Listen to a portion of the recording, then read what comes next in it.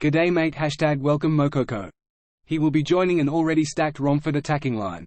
But let's take a look at all the teams across the league. Starting with Roy, who is running away with the championship. He only brought in one player in the off-season, but he has fully utilised his Pep Guardiola perk as his two best players were purchased as 17-year-olds. C. Maggio moved up in the draft to get 20-year-old fullback Delphi Loza. He also purchased a bunch of youngsters in the auction, to make use of De Zerbi's perk in the remaining seasons. Sean added quality to his front line with Marcus Rashford, and he'll hope Samu Perjar can continue his progress made last season. Dunk spent big in the auction to get Marvin Blay, as he released Harry Kane this off-season. Ivan Vargas and academy star Alex Korn were loaned out. We already mentioned Mokoko, but Redrup also purchased Dunk's third pick in the draft to add more attacking talent in Ben Seguier. However, the biggest change for this team may be the manager and formation change, switching to 4-2-3-1. Tom drafted Mark Gahey in the first round, but he's probably going to be back up to Konate and Upamecano. Billy didn't make any significant changes to his team this season, but he has switched to 4-2-4 formation, which should force the manager to use Vlahovic up front now. Mike brought in 6 players, equal with C. Maggio as the most in the off-season. I feel like he's just strengthened in the position he was already strongest in though. He's still lacking a natural number 9, but he has switched to 4-3-3, so let's see how that works out. This is probably the closest I've been with the media predictions. I'm relying on Marvin Blay to hit the ground running for Dunk, in the only team we hugely differ on.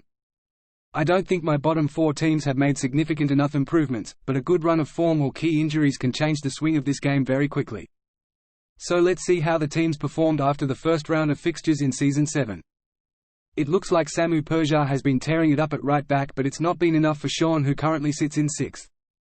Crikey, I predicted Billy to be last this season, so his formation change seems to have made a much bigger impact than I expected.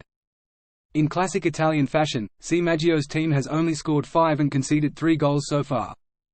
But the big news for C. Maggio is star player Kylian Mbappé broke his leg in the first game of the season. He wasn't fit enough to play any preseason games, but De Zerbi thought it was sensible to keep him on the pitch till the 83rd minute. What a dingo. Let's move forward into the halfway point of the season. Billy is still top, but it looks like his form is starting to dip slightly. There's a bit of a gap forming between the top and bottom half of the table. Dunk's lack of defensive quality is being exposed this season. But when we look at the XG table, we can see the real difference in fortune between C. Maggio and Dunk so far. Haaland is top of the scoring chart, but the surprise is the next 2 players in the list.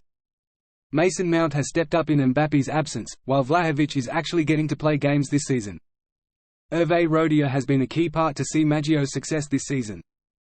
However, there's more bad injury news for C. Maggio, as Kai Havertz is out for at least 2 months. No other major injuries to report. Redrup and Roy get their squads fully healed thanks to their manager perks. Let's skip ahead to see the results at the end of the third round. It looks like there hasn't been any major changes to the table. Mason Mount has continued his crazy goal-scoring record with 13 goals in 14 games from the left wing. Billy beat Roy in the last game of the round, to create a bit of a gap between second and third. Fun fact, Vlahovic has missed 3 out of 4 penalties taken so far. Dunk is doing his best to tank for first draft pick, winning no games in his last 5. All teams are experiencing some injuries, but C. Maggio's physio room is working overtime with Mount and Kulusevski also picking up injuries. Marvin Blay is probably the most notable injury, missing the next 2 to 3 games for Dunk. Now let's move into the final round of the season, where the cup games will also begin. Mbappé was on the scoresheet on his return from injury, as C. Maggio extended his lead at the top. Billy dropped points at home to Redrup, so they're trailing by 5 points. Roy won the Italian derby in the next round, to close the gap to 3 points. Oh boy, this feels like deja vu, doesn't it? Billy dropped another 2 points after a last-minute equaliser by Ansu Fati. Despite the poor league form, Sean got a surprise win in the first leg of his cup tie against Roy. After 2 poor seasons, Romford will hope to end this one with a good cup run after a comfortable 2-0 win over Billy. In the second leg, 3 out of 4 games went to penalties. The big shock of the round is 7th place Sean getting through, and they'll be facing Romford in the semis. Let's jump back to the league, as the bottom 4 teams have somehow beaten the top 4. It really shows how competitive the league has become. Romford had a chance of joining the title race, but they just can't string a run of good results together. Mike seems to be mounting a late charge up the table, but it's gonna be too late, as C. Maggio has got the lead back to 5 points. Yeremy Pino missed a penalty for Roy, in a game where both teams had clear chances. But before we find out if C. Maggio can secure his first title, let's see if there is a potential double on the cards. The Mbappé firepower is certainly helping, but it's still all to play for against Tom. However, it's not looking good for Romford, as Sean seems to have saved up his good form for the Cup this season. And it is confirmed that Sean will be in the final, but it will be against Tom rather than C. Maggio. Haaland is very good. Okay, back to the league, and it's more disappointment for C. Maggio. Roy comfortably beat Mike, so the gap is back down to 2. Despite only 1.5 xG, Sean scored 5 past Dunk. In the penultimate game of the season, C. Maggio could only manage a draw against bottom of the league Dunk. But would you believe it, Roy has bottled it even more, losing at home to Tom. So due to head-to-head records, C. Maggio is crowned champions. Haaland is doing Haaland things, but it's quite funny to see that Mason Mount hasn't played a game since Mbappé has returned from injury. For the final league game, the only 2 positions confirmed are first and last. It's always best to tank for draft position at this point. Billy certainly got the memo as he dropped from 3rd to 5th. Unfortunately, Sean can't stop scoring, so he jumped up to 6th. Sean and Mike were clearly the form teams at the end, but it hasn't resulted in anything meaningful in the league. Let's also do a final XG check, to confirm how much C. Maggio overperformed to get the league title, particularly the defense. Despite how much talent the attacking unit of Romford has, they were actually the biggest underperformers in the league. Moukoko had 10.22 xG and scored 15 goals, so it was the rest of the attackers that really let Romford down. Dunk is the only team not represented in the top goalscorer chart here. I'm surprised Hervé Rodier isn't higher on the average rating list with the amount of goals he prevented. The first leg of the cup final finished 2-1 to Tom, but Sean had the better xG.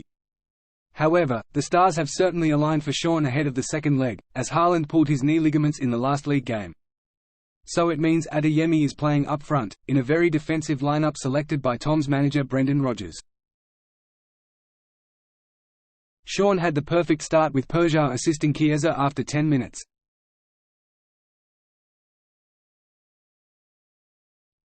The threat continued to come down the right wing as Persia put in a great cross for Rashford to double the lead. You beauty. But Tom wasn't gonna let it end like that, as Camavinga charged through midfield to play through Zalewski to make it 2-1.